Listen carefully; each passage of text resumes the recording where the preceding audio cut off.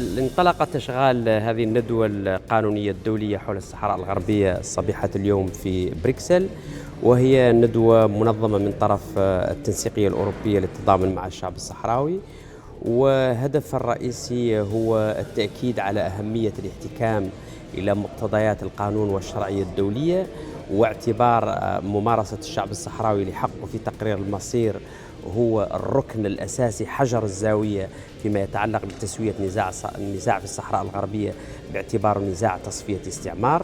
وفي هذا الإطار يعني حلقات النقاش الثلاثة المنظمة في هذه الندوة اللي يعني تلامس موضوع القانون الدولي ومركزية حق في التقرير المصير، ولكن أيضا موضوع الثروات الطبيعية الصحراوية وسيادة الشعب الصحراوي عليها، والأدوار السلبية التي يلعبها الاتحاد الأوروبي فيما يتعلق بتمويل الاحتلال من خلال هذه الاتفاقيات التي يتم التوقيع عليها في خرق واضح لمقتضيات قرارات محكمة العدل الأوروبية. وأخيرا يعني حلقة نقاش حول موضوع حقوق الإنسان في الصحراء الغربية، وضرورة بأن المجتمع الدولي والأمم المتحدة خاصة تتحمل مسؤوليته فيما يتعلق بتوفير الحماية للمدنيين الصحراويين للشعب الصحراوي داخل هذا الإقليم اللي تقع على الأمم المتحدة، على عاتق المجتمع الدولي مهمة تصفية الاستعمار منه، وبالتالي إنهاء وطي صفحة الاستعمار بشكل نهائي من القارة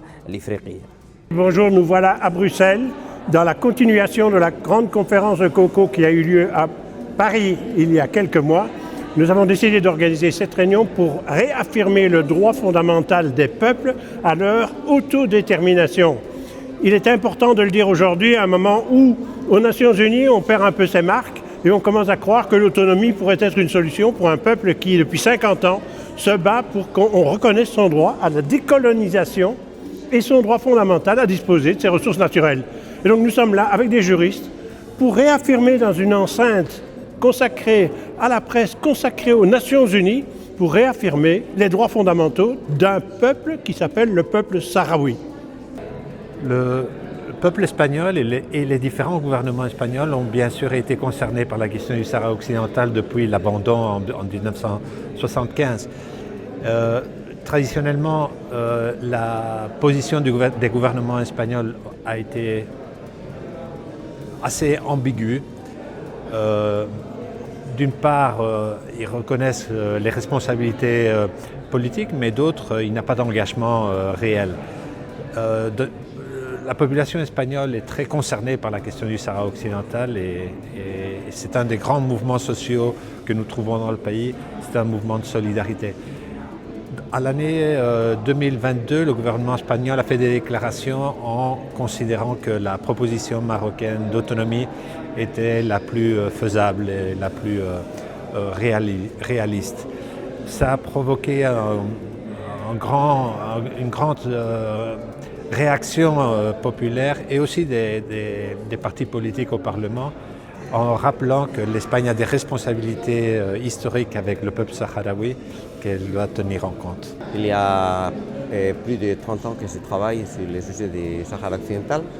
Je suis en quelle forme partie des groupes de juristes qui travaillent avec les Front Polisario. Alors je viens pour parler de la proposition du Maroc de l'autonomie pour le Sahara, qui n'est pas une solution, qui est une violation du droit international. Oui, bon, ce projet, c'est un projet de musique, d'appui au peuple sahraoui et au peuple palestinien, qui ont fait de 56 musiciens américains. Et qui vraiment ils sont très courageux, parce que si quelqu'un met dans ses concerts une carte avec disant qu'ils sont antisémites, ils vont pas avoir de travail. Mais je pense que c'est une manière d'arriver à la leçon des gens avec la musique, pour rappeler ce qui sont en train de souffrir les Palestiniens et les Sahraouis.